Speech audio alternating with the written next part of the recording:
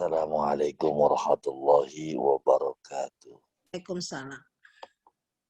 Alhamdulillahilladzi ahyana ba'da ma amatana wa ilaihin nusur. Amma ba'du ilahi anta maqsudi wa ridhaka matlubi a'tini muhabbataka wa ma'rifatak. Ashab al-fadilah ahli silsilah tariqah qadiriyah naqsyabandiyah ma'had suryalaya sirna rasa khusus Sultan Aulia hadzal zaman Syekh Muhyiddin Muhammad Abdul Ghaus Saifullahi Maslul qaddasallahu sirrahu bisirril Fatihah. Alhamdulillah rabbil alamin rahmanir rahim maliki iyyaka na'budu wa iyyaka nasta'in was-siratal mustaqim siratal ladzina an'amta 'alaihim ghairil maghdubi 'alaihim waladdallin. Ta'ziman wa ihtiraman buat seluruh wakil talqin Syekh Mursyid. Mudah-mudahan semuanya berkah dunia akhiratnya. Ikhwatal iman wal Islam rahimakumullah. Guys, bukan sebuah kebetulan ketika di awal tadi dibacakan sebuah surah indah, ayat paling akhir pada surah Al-Fat. Surah Al-Fat adalah surah yang ke-48. Dan Fauzan bicara tadi pas jam 20:58. 10 menit telat dari 48. Hari ini bertepatan pada tanggal 7 bulan Juni. Tanggal 7 bulan Juni. Mudah-mudahan ikhwatal iman wal Islam semuanya nih, yang lagi dengerin nih, yang lagi nyender, yang lagi rebahan, bisa buka Quran. Surah ke-48, surah Al-Fat, ayat terakhir, ayat 29. Ini bukan satu kebetulan. Ini benar-benar kebenaran. Jika kita lihat pada kejadian hari ini, guys, lihat deh Qurannya. Udah kelihatan kah? Ayat yang dibaca oleh guru kita tadi di awal, diawali dengan kalimat Muhammadur Rasulullah. Muhammadur Rasulullah. Karena sekarang tanggal 7, maka kita bermain dengan angka 7. Angka 7 ini luar biasa malam ini. Ayat yang dibaca awalnya kalimatnya Muhammadur Rasulullah. Kita hitung 7 ayat berikutnya. Walladzina ma'ahu 1, 2, asyidda'u 3, ala 4, al-kuffar 5, rohama'u 6, bainahum 7. Muhammadur Rasulullah. Selanjutnya diikuti dengan 7 ayat, 7 kalimat pada ayat yang sama. Yang kita bahas 7 ayat yang tadi bukan, tapi kalimat setelahnya. Tarohum, maka kamu akan melihat ya Muhammad, hum, mereka semua itu, rukka, mereka semua ruku, sujada, dan mereka semua sujud, yabtaguna, semuanya mencari, fadlam minallahi waridwan. Semua mereka yang sujud semuanya mencari fadlam minallahi waridwan. Orang yang ruku dan sujud mencari fadlam minallah. Fadlam minallah adalah keutamaan dari Allah. Dalam tafsir Jalalain dimaknai sebagai karunia dari Allah, waridwana. Diikuti dengan kalimat atof, wawu atof, dan keridhoannya.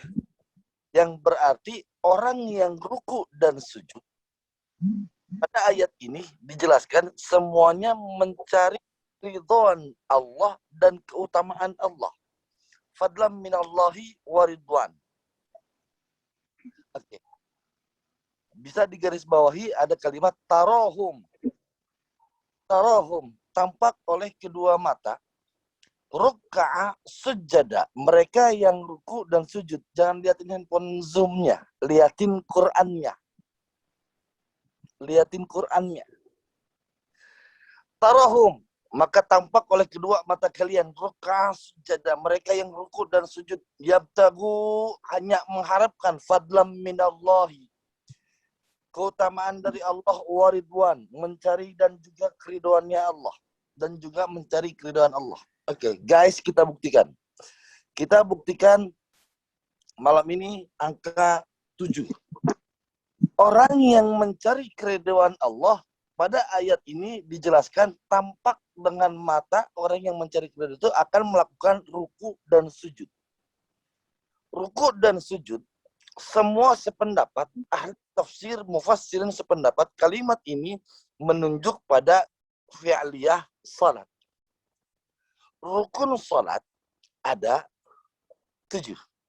Rukun sujud ada 7. Salat sama dengan sujud. Karena tempat salat disebut masjid. Masjid bahasa aslinya adalah tempat sujud. Rukun sujud adalah 7. Malam ini malam tanggal 7. Yang kita bahas sujud. Sujud rukunnya 7. Ini aksioma. Oke, kita ulang. Orang yang mencari keridhaan Allah harus dengan ruku dan sujud.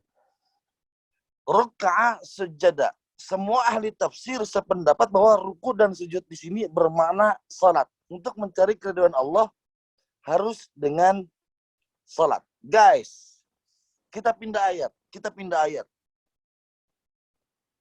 Ada satu ayat di Quran menjelaskan. Ketika Allah memerintahkan kepada malaikat untuk sujud kepada Adam, semua malaikat sujud kepada Nabi Allah Adam illa iblis, kecuali iblis. Kalimat yang digunakan adalah sujud. Malaikat sujud kepada Adam.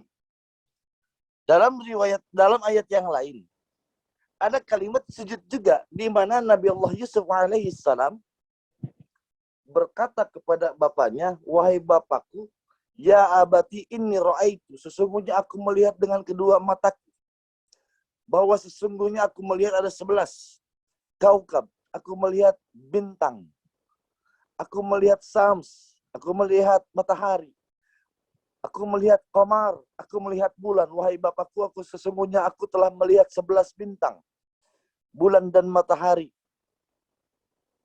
Dan aku melihat mereka semuanya li sajidin, mereka semua sujud kepada. Kalimat yang digunakan dalam Quran juga sujud.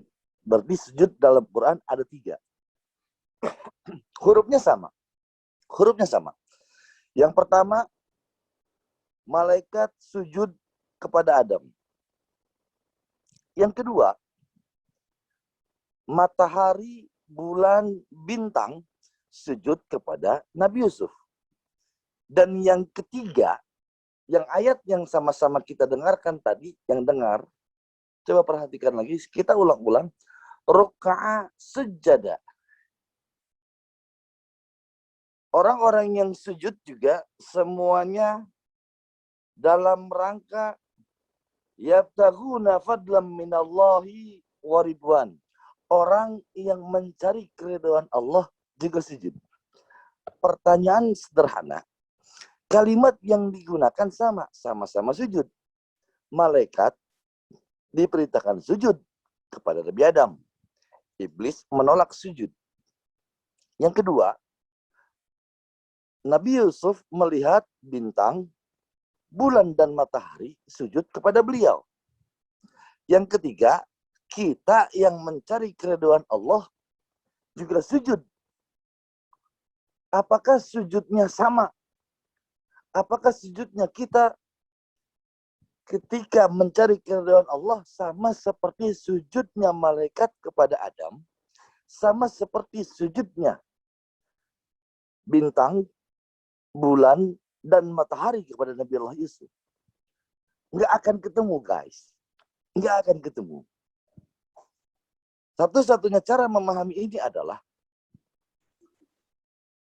kita lihat bahwa sujud adalah as-shalah. Gerakan sholat. Kita perhatikan dulu.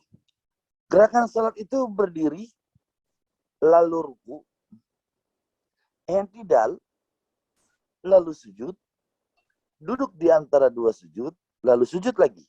Disebut satu rakaat. Jika berdiri adalah titik awal manusia dalam sholat, maka ruku manusia bergerak membentuk sudut 90 derajat. Gerakan ruku dalam sholat membentuk sudut 90 derajat. Lalu i'tidal. I'tidal berarti kepala kembali ke titik awal. 0 derajat. Lalu sujud. Sujud itu setengah dari gerakan ruku. Rukunya 90. Ditambahin lagi sujud. Sujudnya 45 derajat. Maka satu kali sujud sama dengan 135 derajat. Lalu duduk di antara dua sujud. Duduk di antara dua sujud, kepala kembali ke titik awal. Lalu sujud lagi. Membentuk sudut 135 derajat. Guys, satu kali sujud 135 derajat. Sujudnya dua kali. 135 tambah 135. Sama dengan 270. 270 ditambah ruku. Rukunya 90 derajat. 270 tambah 90 sama dengan 360 derajat. Yang berarti satu rakaat sholat dari 7 gerakan membentuk sudut 360 derajat. Dalam bahasa matematika, satu gerakan sholat membentuk satu lingkaran penuh. Satu rakaat sholat membentuk satu lingkaran penuh. Dan satu rakaat sholat membentuk 7 gerakan. Terbentuk dari 7 gerakan. Ini bukan satu kebetulan. Kita bahas sujud. Sujud rukunnya jelas 7. Rukun sujud yang pertama kepala. Yang kedua, 2 telapak tangan. Yang ketiga, 2 lutut. Dan yang terakhir, 2 tapak kaki. Ini sujud. 7 yang ini bukan kebetulan, guys. Ini fakta. Maka sujud, jika dilihat dari interpretasi gerakan, sujud membentuk 360 derajat. Sujudnya satu rakaat membentuk sudut 360 derajat. Itu gerakan manusia sholat. Kalau kita sepakat sampai di sini, baru kita paham bagaimana Nabi Allah Yusuf alaihissalam berkata kepada bapaknya, wahai bapakku, sungguh